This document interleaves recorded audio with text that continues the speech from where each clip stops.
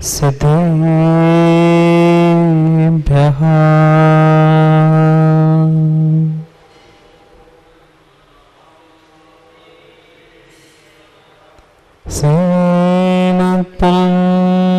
गंभीर सद्वान्मोघलाञ्छनं जीयात्रैलोक्यनाथस्य शासनं जनशासनम्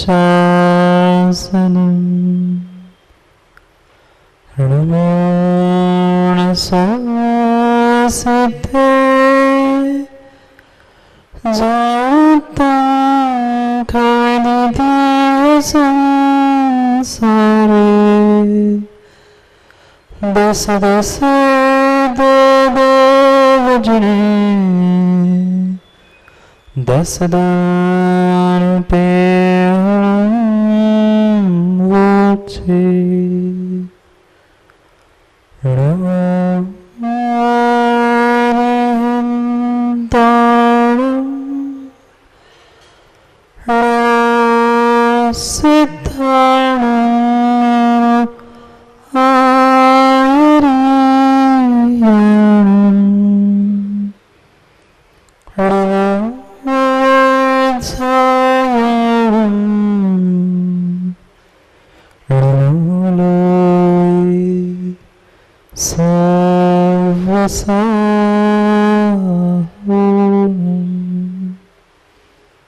अनंत अनंत परम सिद्ध भगवान की 1008वें आदिनाथ भगवान की परम पूज्य आचार्य भगवान कुंद कुंद स्वामी की परम पूज्य आचार्य भगवान गुरुवर विशुद्ध सागर जी महाराज की सनातन जैन धर्म की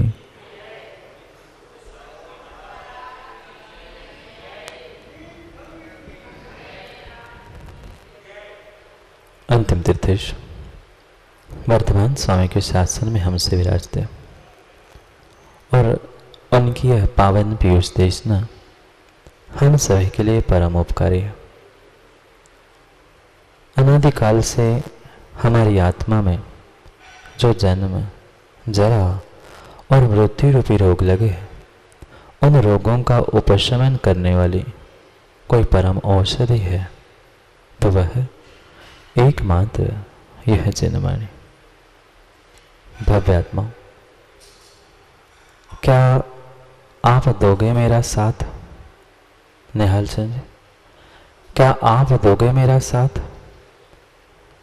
तो पकड़ लो आज मेरा हाथ।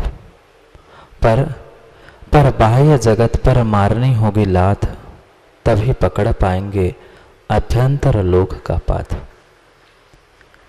फिर टेक लो अब पंच गुरु को माथ, गर करना है प्राप्त तुम्हें आत्मनाथ। आओ तो फिर करते हैं जिनवाणी में हम अच्छे से बात, और करते हैं अभ्यंतर जगत में सैर हम और आप साथ साथ। हम विहार कर रहे थे अपने अभ्यंतर जगत में। जब तक हम बाह्य जगत को छोड़कर अपने अभ्यंतर जगत को पहचान नहीं पाएंगे, तब तक आत्मनाथ की प्राप्ति नहीं होगी। और उसी आत्मनाथ को प्राप्त करने के लिए जो हम ये जिनवाणी में बात कर रहे हैं, बात यानी स्नान कर रहे हैं, वह जिनवाणी के पाथ में ही हमें डूब जाना है। आज तक यही हमसे भूल होती रही कि मैं बाह्य जगत की तो कीमत करता रहा, बाह्य जगत के कांच के टुकड़ों की तो मैं कीमत करता रहा, पर अपने भीतर जो हीरे जवाहरात रखे हैं उस पर कभी मेरा ध्यान नहीं। विहार करना था, सैर करनी थी, मतलब निहाल चंद जी करना क्या था? जो मेरा उपयोग स्वरूप था, ज्ञान दर्शन गुण था, उन गुणों में ही अपने गुणों को लगाना था। उपयोग का ही उपयोग करना था। आज तक मैंने अपने उपयोग का दूसरे के उपयोग के लिए उपयोग किया। एक शब्द के अनेक अर्थ, शब्दानाम अनेक अर्था, एक शब्द के अनेक अर्थ। आज तक मैं अपने उपयोग का दूसरों के उपयोग के लिए उपयोग करता रहा, पर स्वयं के उपयोग में उसका किंचित भी उपयोग नहीं लगा। हमें वही अपने ज्ञान दर्शन रूपी उपयोग को स्वयं के उपयोग के लिए, ध्यान के लिए, वृद्धि के लिए उपयोग करना था, प्रयोग करना था। पर आज तक हमने अपने उपयोग को, अपने ज्ञान दर्शन को वकील साहब किस में लगाया? दूसरा क्या कर रहा है इसमें लगाया, दूसरा क्या नहीं कर रहा है इसमें लगाया। जब तक मेरी बाह्य दृष्टि है तब तक मैं अपना स्वयं का कल्याण नहीं कर पाऊंगा। तो क्यों भूलता है, तो क्यों भूलता है? तेरे भीतर भी बहुत बड़ा रत्नाकर है। रत्नाकर जानते हो? रत्नाकर जानते हो प्रबंधक जी? जहां रत्न मिलते हैं ऐसे उस सागर को रत्नाकर कहते हैं। उस रत्नाकर में तो फिर भी लाल, पीले, हरे, नीले, सफेद, रंगीन, वह पत्थर के टुकड़े जैसे चमकने वाले रत्न हैं। पर तेरे भीतर जहां रत्नों का सागर होता है, रत्न एकत्रित होते हैं, वह पानी वाले, जड़ वाले रत्नाकर को तो हम कई बार देख चुके, पर भीतर के रत्नाकर को देखो, कितने रत्न रखे हैं। आपको जिस अपेक्षा से समझना है उस अपेक्षा से रत्न ही रत्न बने हैं। चाहे ज्ञान दर्शन रूप हो, सुख वीर्य रूप हो, चाहे अन्य किसी भी प्रकार के गुणों की व्याख्या हो, भीतर जितने जितने रत्न हैं उतने रत्न बाहर नहीं है। कभी खोज की, कभी खोज की? मां नहीं की। एक छोटे से रत्न का टुकड़ा हमें कहीं मिल जाए, उसकी तो हमें लाखों करोड़ों कीमत अदा करनी पड़ती है, पर भीतर के उपयोग ज्ञान दर्शन रत्नत्रय रूपी रत्न को मैं कितना पहचान पाया। आज तक मैं अपने भीतर के एक भी रत्न को खोज नहीं पाया। जब एक भी रत्न नहीं मिला तो हम अपने आप को रत्नत्रय, रत्नाकर कैसे मान ले? कैसे पहचाने हम अपने अभ्यंतर जगत को, अंदर के विश्व को? इतना इतना बड़ा ये अंदर का जगत है। कौन सा जगत? कहीं अपने शरीर को फाड़ कर बैठ मत जाना, नहीं तो रोज रोज महाराज करें अंतरंग जगत में जाओ, अपने शरीर को फाड़ के अंतर जाने नहीं। चर्म चक्षु से तुम सब बाहर की वस्तु देख सकते हो, अब ज्ञान चक्षु से अपने भीतर के रत्नों को खोजो।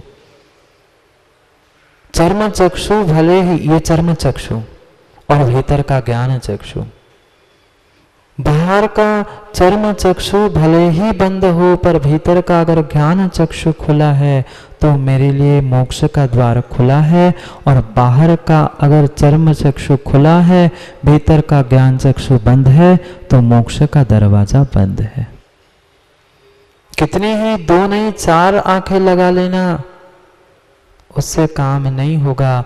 और भीतर की एक भी खुल गई है तो सब कुछ खुल गया है। पहचान मुझे अपने उस ज्ञान दर्शन रूपी उपयोग की भाव और भावनाओं को ही करनी थी। सब कुछ पहचान चुके हम, प्रत्येक जीव की परिणति पहचान चुके।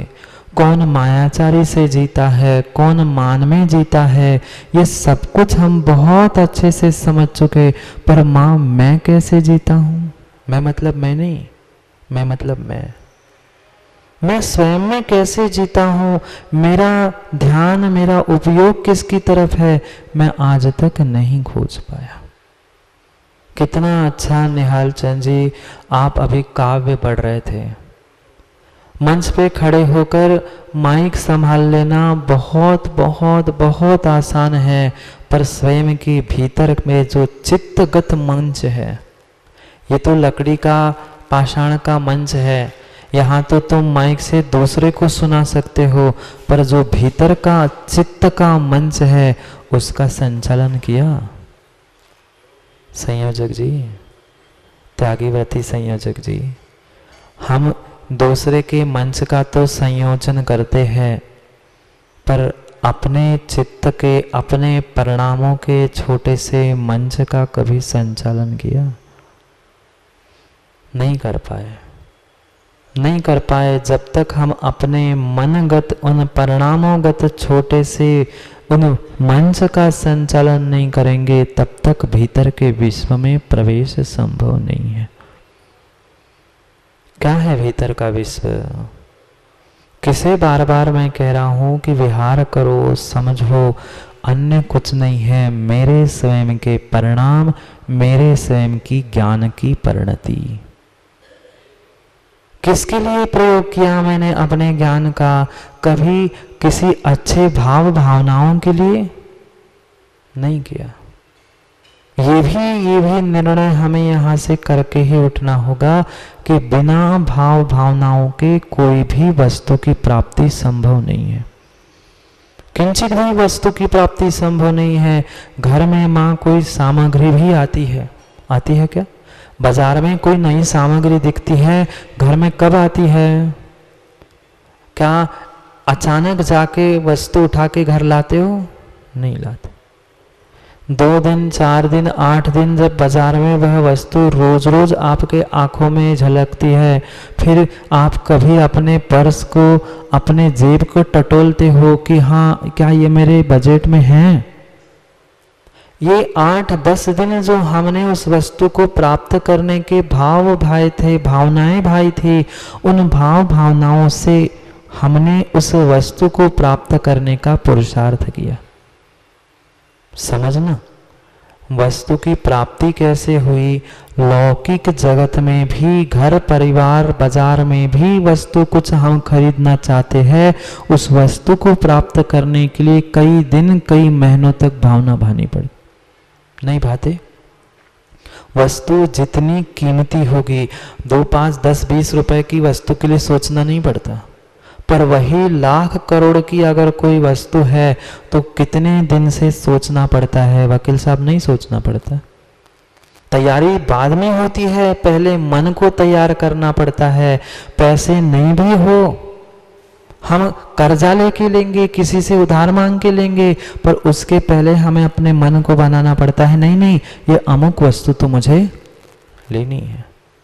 जब तक भावनाएं नहीं थी, भावना हमने समझा था वह पदार्थ नहीं था, इसलिए मैं ऐसे भाव कर रहा था कि वह वस्तु मेरे पास, वह पदार्थ मेरे पास आ जाए। ऐसे ही बिल्कुल हमें भगवान नहीं बनना ना। ये लाख करोड़ अरब खरब कोई मायने नहीं रखते। इससे भी अगर कोई बेशकीमती वस्तु है तो मेरी आत्मा और भगवान है। उस भगवत्ता को प्राप्त करने के लिए एक बार सोचने से प्राप्त नहीं होगी। मां, सामान्य हजारों की भी वस्तु खरीदनी होती है। घर वालों ने मना किया है तो आप कैसे एक एक रुपये पई करके इकट्ठा करके सामग्री ले आते हो? लाते हो कि नहीं? क्यों चंद्रेश जी, आज तक कभी ऐसी सामग्री नहीं लाए क्या? आज तो सब कुछ हमारे कहने पर मिल जाता है, पर क्या कभी ऐसा समय नहीं था कि हमने चवन्नी अठन्नी इकट्ठा करके कोई सामग्री लाई है? जब एक चवन्नी अठन्नी पई करके हम पैसे इकट्ठा करके वस्तु बाजार से खरीद के लाते हैं, पर भगवान जैसी वस्तु, हमें भगवत्ता जैसी वस्तु प्राप्त करनी है, सिद्ध शिला जैसे स्थान प्राप्त करना है, तो हमें भी चवन्नी अठन्नी इकट्ठी करनी। राजीव, चवन्नी अठन्नी इकट्ठी करने के लिए कटोरा लेके घूमने मत जाना। उसकी कोई कीमत नहीं है, उसकी कोई कीमत नहीं है। जैसे चवन्नी अठन्नी इकट्ठी की थी, ऐसे छोटे छोटे अच्छे भाव भावनाओं की चवन्नी इकट्ठी कर लो। जितने सुंदर शब्दों का चयन चंद्रेश जी आप मंच पे, माइक पे करते हो, उतने सुंदर परिणामों का चयन अपने भीतर करते हो क्या? नहीं करते। समझ में नहीं आया क्या? जितने सुंदर शब्दों का चयन करके आप काव्य की रचना करते हो, ऐसे सुंदर परिणामों का चयन करके कभी अपने आत्मा की, भगवान की रचना की होती तो यहां नहीं होते। आज तक उन शब्दों का भी हमने मात्र कह दूं क्या चंद्र जी, कही दो आप, क्या है महाराज जी, जो है सो है, कहने में क्या फर्क पड़ रहा है। उन सुंदर सुंदर शब्दों का भी हमने भोग भोगा है। महाराज जी बहुत अच्छा प्रवचन होता है, बहुत अच्छे बोलते, हम शब्दों में उलझे हैं, भीतर के परिणामों तक उतरने का प्रयास करो। ये शब्दों में उलझना, शब्दों का चयन करना, शब्दों को सुनना, ये भी बाह्य जगत है। शब्दों के अर्थों को समझकर अपने भीतर उतारना, ये हमारी अपेक्षा है कि ये अंदर तक पहुंचना है। जब तक वो नहीं होगा तब तक इन शब्दों को दोहराना, पढ़ना कोई कार्य का नहीं है। क्यों समझ रहे हैं? बचपन से माँ बचपन से 12 भावना पढ़ी है, सुनी है, सुनाई है, याद भी है, पर वो मात्र हमने शब्दों का भोग किया था। दूसरों को शब्द सुनाने के लिए चुन चुन के रखे थे, पर अपने भीतर वैसे चुने चुनाए परिणाम नहीं थे। अब छोड़ दो इन सभी विषय भोगों को, क्योंकि कल हम समझने का पुरुषार्थ कर रहे थे वैराग्य। इन अनुप्रेक्षाओं का चिंतन मात्र हमें वैराग्य के लिए करना था, और वैराग्य क्या था? जगत काय स्वभावोवा संवेग वैराग्य था। जो शरीर, विषय, भोग, इनमें जो मेरी आसक्ति चल रही है, उनके स्वभाव को समझकर उसकी आसक्ति को, उसके भोगों को दूर कर देना, वास्तव में यही वैराग्य था। पर कितने हम शरीर विषयों से उदासीन हो गए हैं, और कितना आनंद हमें शरीर विषय भोगों में आ रहा है। ये शब्दों का भी निहाल चंदी भोग भोगना छोड़ना होगा।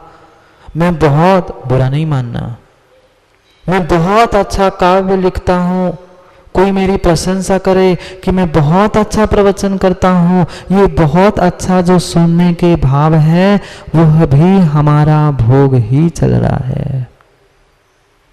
कठिन लग रहा होगा, पर वास्तविकता वकील साहब यही है, अन्य नहीं है। जब तक शरीर, भोग, विषय, उनके स्वभावों को सोचकर मैं उनसे भिन्न हूँ, मैं कुछ रत्नाकर भिन्न हूँ, और ये जल, पानी, कचरा, अन्न है, ये जब तक भेद विज्ञान नहीं होगा, तब तक हमारा न वैराग्य उत्पन्न होगा, न किंचित भी हम भगवान बन सकते हैं।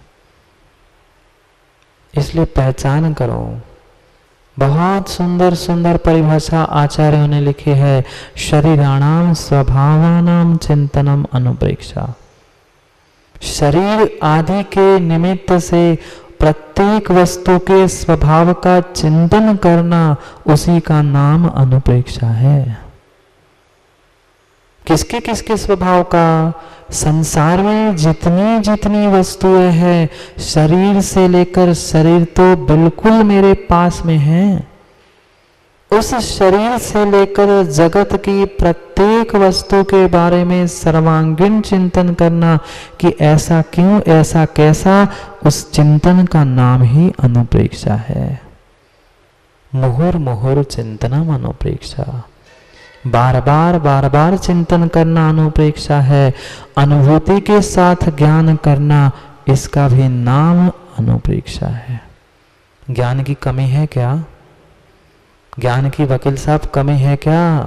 किसी के पास ज्ञान नहीं है, पर वह ज्ञान हमारा दूसरे को झाड़ने के लिए, दूसरे को बताने के लिए। उस ज्ञान का प्रयोग मैंने स्वयं के लिए कितना किया, उस ज्ञान का अनुभूति के साथ हमने कितना अनुभव किया। अनुभूति भी है, ज्ञान भी है, पर दोनों एक साथ मेरे पास नहीं है। समझेंगे क्या अनुभूति है और क्या ज्ञान है। हमारे पास 12 भावना का प्रत्येक का ज्ञान है, शब्दों का ज्ञान नहीं है। अनित्य, अशरण, ये सब कुछ मेरे से बहुत अच्छा व्याख्यान निहाल चंद जी सामने माइक के बैठ के कर सकते हैं, पर उन व्याख्यान से क्या उसके अभिप्राय को समझकर हम कुछ कर पाए? नहीं कर पाए। ज्ञान तो है पर उन शब्दों की अनुभूति नहीं है। घर में दुख परेशानी माताओं नहीं है ना? घर में दुख परेशानी नहीं है ना? है, ये भी हमें अनुभव भी है, पर उसका ज्ञान नहीं हो पा रहा है, इसलिए छोड़ नहीं पा रहे। क्या करना था? उन अनुप्रेक्षाओं को ही पुनः पुनः पुनः दोहराना था, क्योंकि मुझे बहुत गहरा छेद करना था। कहाँ? किसी दूसरे के हृदय में नहीं। हम ऐसी भाषा बोलकर दूसरे के हृदय में, दूसरे के कानों में तो शूल चुभा देते हैं, पर अपने उस कर्मों में कभी हमने शूल चुभाई? अपने आप को कभी ऐसा लग पाया कि नहीं ये संसार आसार है, छोड़ के चला जाऊं? नहीं। जब दूसरों को समझाने का समय आता है तब तो हमें सब कुछ समझ में आता है, पर जब स्वयं को समझने का समय आता है तब माँ हम सब भूल जाते हैं। अब अपने आप को समझाने का समय है। अपने चित्त को अपने मन को संभालने का समय है। अपने मन का और चित्त का संचालन करना है। दूसरे के चित्त, दूसरे के मन का, दूसरे के मंच का नहीं। निहाल जी नहीं किया किसी मंच का संचालन। कई बार हम दूसरों के मंच का तो कर पाए, पर स्वयं के मन का नहीं कर पाए। जिस दिन हम अपने मंच का संचालन छोड़ के मन का संचालन करने लग जाएंगे, उस दिन हम भगवान बनने के मार्ग पर निकल पड़ेंगे। और वही हमें करना है। पल पल जो कर्मों का आश्रय हमारे साथ घटित हो रहा था, उसको रोकने के लिए एक निमित्त था अनुप्रेक्षा। कल समझा था हमने, आश्रय निरोधा संवरा सगुप्ति समिति धर्म अनुप्रेक्षा परिसय जय चारित्रे। आचार्यों ने तो सब कुछ लिख के रखा है, सब कुछ लिख के रखा है, पर उसका उपयोग कैसे करना वो ही नहीं पता। क्या मतलब है? माँ भोजन बनाते हो आप लोग? भोजन बनाते हैं आप लोग? अच्छा कि कच्चा? कच्चा। अच्छा भोजन बनाते हो, घर में सब कुछ सामग्री रखी होती है, पर उस सामग्री का कब कहाँ पर कैसा प्रयोग करना है ये अगर पता नहीं है तो भोजन अच्छा बनेगा? नहीं बनेगा। वही तेल, वही सरसों, वही जीरा, वही सौंफ, सब कुछ वही सामग्री होती है, पर किसका कौन से सामग्री में कब प्रयोग करना है ये ज्ञान, ये अनुभव नहीं है, तो कभी भी सब्जी भाजी आपकी अच्छी नहीं बन सकती,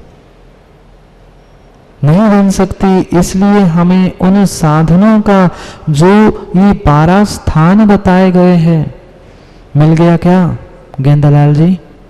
12 का उत्तर मिल गया? चंद्रेश जी आप तो पंडित हो, आपको तो सोचना चाहिए कि 12 क्यों लिखा। वकील साहब आप भी तो कितना दूसरों के केस कैसे कैसे तर्क किए होंगे, अब इसमें लगाओ ना थोड़ा सा तर्क। अनादि निधन 12 भावना पर 12 ही क्यों? कुछ आगे पीछे भी तो हो सकते थे। कुछ ना कुछ तो कारण होगा। अनादि तो है पर कुछ ना कुछ तो कारण होगा। ये नहीं कह रहा हूं कि हमें कुछ बनाना है बताना है, पर कुछ ना कुछ रहस्य होगा, तब जाके ये वस्तु स्वरूप बना होगा ना। जैसे हम कहते 6 द्रव्य अनादि से है, क्यों है? क्योंकि उससे अधिक ज्यादा वस्तु ही नहीं है। ऐसी 12 ही स्थान क्यों है?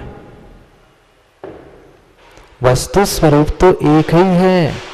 शरीर विषय भोग संसार, इसके उदासीनता ही उत्पन्न करनी थी, पर फिर भी 12 स्थान क्यों बनाए हैं? 12 दरवाजे क्यों बनाए हैं? 12 स्टेशंस क्यों बनाए हैं? उसके बारे में भी थोड़ा सा सोचो और सोचो और सोचो। बताऊंगा, जरूर बताऊंगा, पर थोड़ा सा विचार भी तो करना होगा। ये वैराग्य उत्पन्न करने वाली जननी है, वैराग्य को जगाने वाली जननी, बनाने वाली जननी है। इसलिए इस वैराग्य को उत्पन्न करने वाले 12 भावना, 12 अनुप्रेक्षाओं को समझ रहे थे।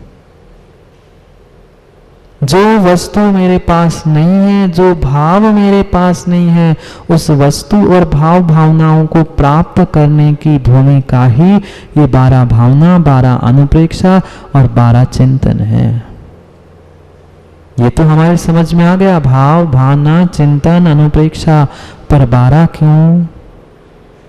12 को 12 बाद समझेंगे, समझना है। जब मंगलाचरण का अर्थ करेंगे तब बहुत सारा रहस्य हमें समझ में आ जाएगा कि ऐसा क्यों, और नहीं आया तो फिर समझा देंगे। अभी समझ रहे थे उन अनुप्रेक्षा के बारे में।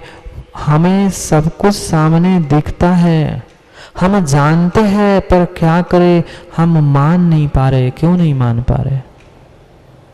जानते नहीं है, जानते नहीं है माताओं कि घर में, संसार में, परिवार में दुख है, परेशानी है। जानते तो सब कुछ है, पर हम मान नहीं पा रहे। कारण क्या है? कारण क्या है? कारण और कुछ नहीं है, मेरे भीतर बैठा हुआ मोह है। मेरे भीतर बैठा हुआ मोह है। प्रति समय, प्रति क्षण मेरे अशुभ भावों से, मेरे शुभ भावों से आश्रय जारी है।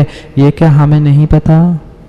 पाप करने से, राजीव पाप नहीं करते ना दुकान में, झूठ भी नहीं बोलते, मायाचारी भी नहीं करते, चोरी भी नहीं करते, और ये पाप करने से नरक निगोद में जाना पड़ता है, ये भी तुम्हें नहीं पता? पता है, सब कुछ पता है। इन आश्रयों से अशुभ गति का ही, अशुभ स्थानों का ही आश्रय हो रहा है, ये भी हम जानते हैं। पर छोड़ पा रहे क्या? नहीं छोड़ पा रहे। कारण मात्र और मात्र मेरे भीतर बैठा हुआ मोह है। भीतर की बात चल रही है। ये बाहर के तो निमित्त है, घर, परिवार, पैसा, धन, वैभव, ये सब कुछ बाहर के निमित्त है। पर भीतर क्या है? क्योंकि हम भीतर में ही विहार कर रहे, भीतर सैर कर रहे। बाहर के निमित्तों को छोड़ दो, अब भीतर को पहचान लो। मेरे भीतर जो बहुत सारा मोह, ये मेरा है, ये जो भूल चल रही है, वो मोह को ठीक करना होगा। पढ़ा होगा ना आप लोगों ने, मोह नींद से, मोह नींद से, वकील साहब थोड़ा जोर से बोलो, मोह नींद से। किसको कह रहे हैं? हमें। हम तो उठ गए। अपने भीतर बैठे हुए चेतन से कभी कह दो, मोह नींद से उठ रहे चेतन, तुम्हें जगावन को हो दयाल, उपदेश करे गुरु 12 भावन को।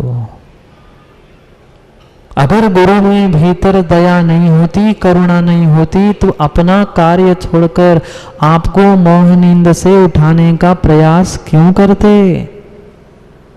वे तो जग गए हैं, वे तो जग गए हैं, पर ये जो मोह में पड़े हुए जीव है, जो जानते हैं पर मानना नहीं चाहते, उनको लिए उठाने का प्रयास किया जा रहा है। पर उठाया भगवान दास जी किसको जाएगा? किसको उठा सकते हो? हर किसी को नहीं उठाया जा सकता। माँ कभी बच्चों को उठाया? बच्चों को उठाया? कौन से बच्चे उठते हैं? कौन से बच्चे उठते हैं? जो वास्तव में सो रहे हैं वो ही उठते हैं। पर जो चिमाई पड़े हैं, जो चिमाई पड़े, वो कभी भी नहीं उठते। ऐसी स्थिति चंद्रेश जी आपकी नहीं है क्या? बाहर की आंखें तो खुली है, पर क्या करें? मोह की नींद अभी पूरी नहीं हो रही, मोह की नींद अभी पूरी नहीं हो रही है। इसलिए हम जानकर भी अनुभूति में नहीं ला रहे हैं। और जब तक ज्ञान के साथ अनुभूति नहीं है, तब तक अनुप्रेक्षा नहीं है, और तब तक वैराग्य नहीं है। नहीं है वैराग्य की ज्योति के लिए अनुप्रेक्षा के अलावा अन्य कोई भी ईंधन, घी है ही नहीं है। उतना ही डालना होगा जितना की आवश्यक है, न कम न ज्यादा। ज्यादा डाल दोगे तो भी ज्योति बुझ जाएगी। देखा क्या, दीपक में अधिक घी है और बाती छोटी है तो फिसल फिसल के बुझ जाती है, और घी कम भी हो तो भी रुई पूरी जल जाती है, खत्म। इसलिए हमेशा नित्य हमारे भीतर अगर हम उस वैराग्य ज्योति को उत्पन्न करके उसके प्रकाश में भगवान बनना चाहते हैं तो अनुप्रेक्षा का घी हमें सतत डालते रहना होगा, सतत अनुप्रेक्षा का घी डालते रहना पड़ेगा। पर ये बातें हमें समझ में क्यों नहीं आ रही? समझ में आ रहा है क्या? समझ में आ रहा है क्या वकील साहब? अभी समझ में नहीं आ रहा, अभी समझ में नहीं आ रहा, अभी मात्र सुनने में आ रहा है। समझ में आ जाता तो चंद्रे जी कब के यहाँ बैठे मिल जाते। अभी सुनाई दे रहा है, सुनने में आ रहा है, समझ में नहीं आता। समझ में तभी आएगा जब मोह नींद से उठ पाओगे। अभी मोह नींद में सोए भी नहीं है, पर क्या करे मन भाई, चिमाऊ पड़े हैं। संगठन से कुछ नहीं होता, संगठन करने से काम कम नहीं किंचित नहीं होगा। संगठन करना ही है राजीव, अपने परिणामों का कर लो। वही सहनन हो चाहे संगठन हो, सहनन को निमित्तों को कब तक दोष दोगे? आत्मा में इतना सहनन इतना सहनन इतना सहनन है कि वह आत्मा जब भगवान बन सकती है, नरक जा सकती है, वह ये कहना व्यर्थ की बातें हैं। ये जैसे वह बच्चे से कह दिया कि बेटा पढ़ाई कर लो, बेटा पढ़ाई कर लो, बेटा क्या कहता है कि मेरे पेट दर्द हो रहा है, मेरी आंखें दर्द हो रही, मेरा सर दर्द हो रहा है। क्यों? तुम ना उसके पेट में जाके देखते हो ना सर में जाके देख सकते हो। अब माँ है, ममता है तो कि ठीक है बेटा 2 घंटे बाद पढ़ लेना। ऐसी मात्र ये हमारा रास्ता काटने का विषय है, वास्तविकता ऐसी नहीं है। क्यों? क्या आप अकेले ही पंचम काल में राजीव जन्मे हो क्या? ये जो निर्ग्रंथ बैठे हैं वे क्या आसमान से चौथे काल से टपक के आज यहाँ आए हैं? नहीं आए।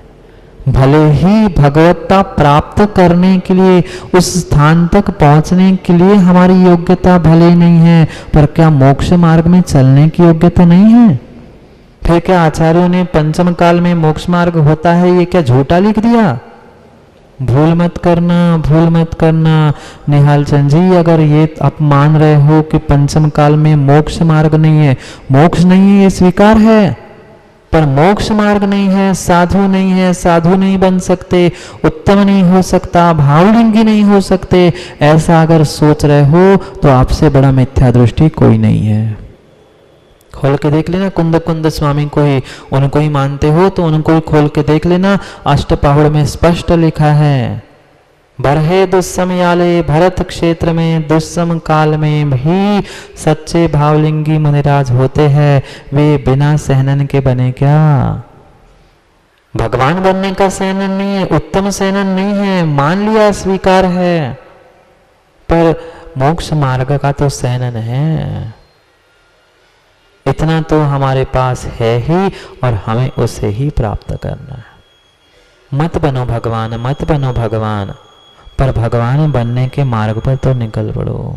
मत बनो मैं कहता हूं, नहीं है तुम्हारी शक्ति, मुनि बनने की भी शक्ति नहीं है, पर कम से कम साधु की सेवा करके श्रावक तो बन सकते हो।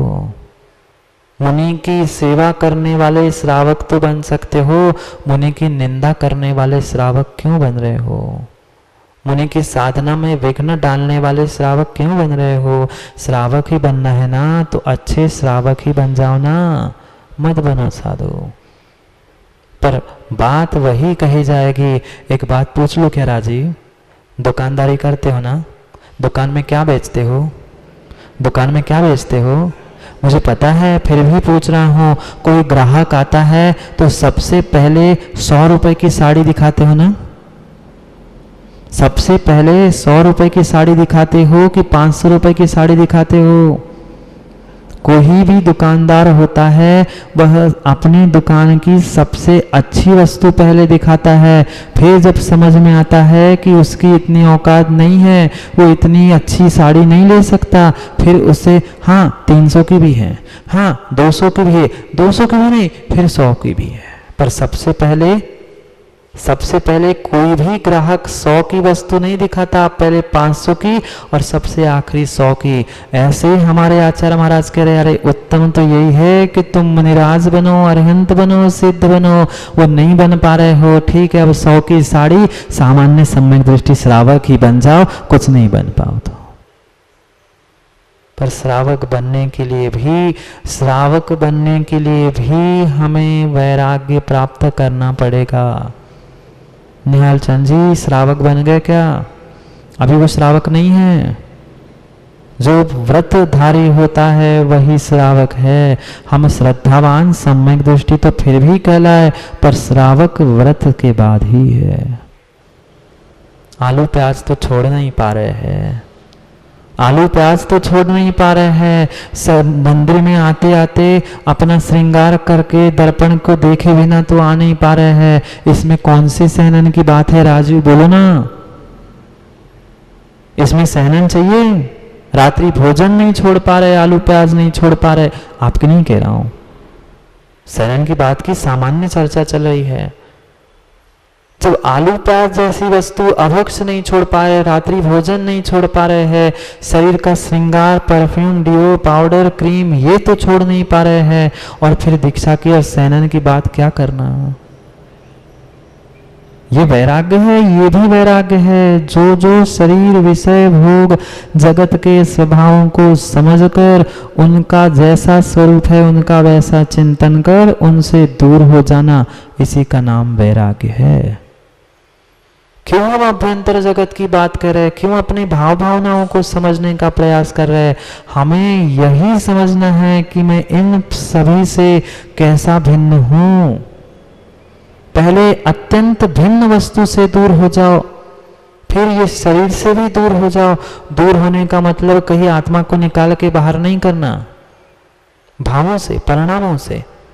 मैं इनसे किस प्रकार से भिन्न हूं, ये समझना ही वास्तव में वैराग्य है। और उस वैराग्य को उत्पन्न करने के लिए 12 भावनाएं हैं। बिना भावना के संसार की वस्तु भी प्राप्त नहीं होती, फिर भगवत्ता कैसे प्राप्त होगी? मिलेगी वस्तु पुण्य से, मिलेगी पुरुषार्थ पूर्वक, पर पुरुषार्थ के लिए, पुण्य के लिए भी तो भाव भावनाओं की आवश्यकता है। उसके बिना काम संभव नहीं है। इसलिए छोड़ दो बाह्य जगत को, मार दो लात। दे दोगे साथ मनोज भैया? क्या आप दोगे मेरा साथ? क्या दोगे आप मेरा साथ? कुछ ऐसे कार्य के लिए नहीं, अंतर के विहार के लिए ही पूछ रहा हूं। फिर सब बाह्य जगत को लात कर देनी होगी, चाहे वह घर परिवार का हो, चाहे अन्य कोई भी हो, तभी अभ्यंतर जगत का पाथ पकड़ पाएंगे, अन्यथा नहीं। और जब तक स्वयं की भाव और भावनाओं को नहीं प्राप्त कर पा रहे, तब तक हमारा वह सब कार्य व्यर्थ है। करते आए सदियों से पूजा पाठ, अभिषेक, स्वाध्याय सब कुछ किया, पर उसके पीछे के भाव क्या थे? बहुत अच्छा निहाल चंद जी पुनः कह रहे हो, बुरा मत मानना, और मान लोगे तो मुझे बुरा नहीं लगेगा, पर कह देता हूँ। कह दूं क्या? कह देता हूँ। जो बहुत अच्छा आपने अभी मंगलाचरण पढ़ा, लिखा, किस भावना से लिखा, किस भावना से सुनाया? जो मन में था वो कागज पे आ गया। ये कागज पे आने तक तो सीमित था, तब तक तो फिर भी मान लिया, पर किंचित भी हमें माइक पर सुनाने के भाव हुए हैं, वो स्वयं को सुनाने के भाव नहीं थे। वो मनोज भैया कह दे, पंडित जी बहुत अच्छा मंगलाचरण किया, स्वयं को घर में सुनाओ ना। स्वयं को ही सुनाना था। बहुत सारे लोग आते महाराज से लड़ते, महाराज जी हमें मंगलाचरण करना है, कल मौका नहीं मिला, वो कर गया वो कर गया। अरे मंगलाचरण ही करना था, महाराज को ही सुनाना था तो महाराज कमरे में बैठे महाराज को सुना जाते। अपने को ही सुनाना था, कमरा बंद करके जोर से चिल्ला के सुनाते। हम अपने को, महाराज को, गुरु को नहीं, दूसरों को सुना के उनसे प्रशंसा लूटना चाहते थे। ये वास्तविकता है। अरे आप ऐसा कितना ही करो पंडित जी, आप कितना ही ऐसा करो, ऐसा ही है। कितना सुंदर शब्दों का चयन मनोज भैया करते हैं मंच पे खड़े होकर, क्या उतने सुंदर परिणामों का चयन करते हैं? मां कितने सुंदर वस्त्रों का चयन करते हैं, कितने सुंदर वस्त्रों का चयन करते हैं। उसको प्राप्त करने के लिए एड़ी से चोटी तक दम लगाते, पैसे नहीं उधार लेके खरीदते हैं। ऐसे कभी उच्च कोटि के परिणाम बनाने का प्रयास किया? कभी ऐसे चुन चुन के परिणाम इकट्ठे किए? नहीं किएंगे। चवन्नी अठन्नी इकट्ठा करके ही व्यक्ति अरबपति खरबपति बनता है। ऐसे ही मनोज भैया परिणामों की चवन्नी अठन्नी सुपरिणाम शुद्ध परिणाम इकट्ठे करते करते ही भगवत्ता मिलेगी, उसके बिना भगवत्ता नहीं मिलेगी। जाओ, इकट्ठा करने का समय हो गया। ये अंदर की नहीं, बाहर की चवन्नी अठन्नी इकट्ठा करने का समय हो गया।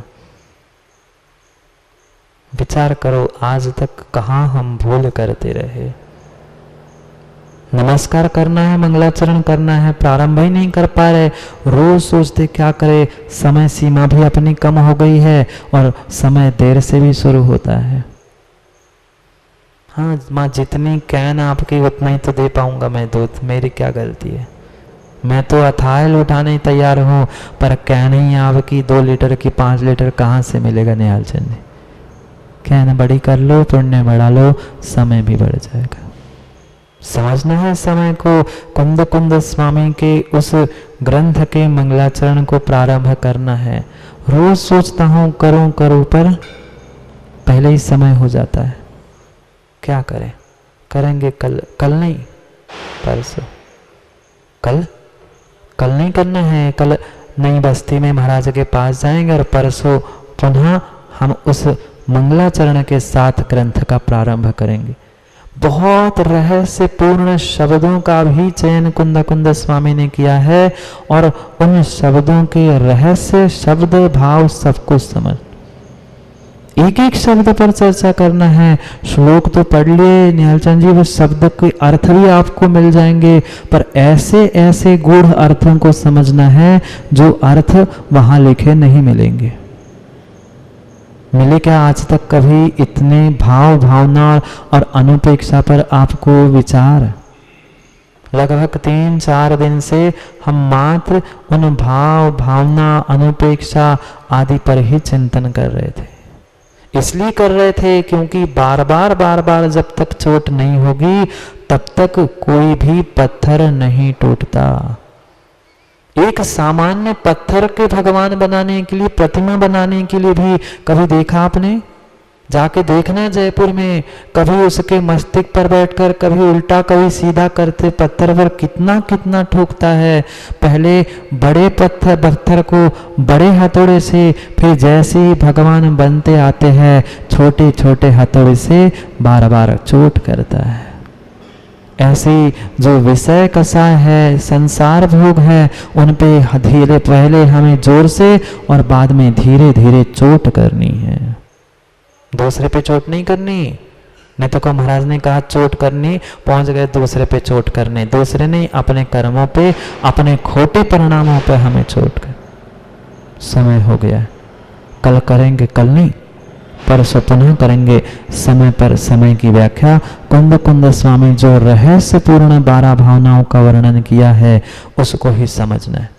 अभी तो रहस्य समझना प्रारंभ किए हैं। कुंद कुंद स्वामी के रहस्य तक पहुंचे ही नहीं हैं। उनके भीतर हृदय तक पहुंचने के लिए पुनः समय पर समय की बात करने के लिए समय पे मिलते हैं, क्योंकि समय पे किया गया काम समय को दिलाता है। बोले भगवान महावीर स्वामी की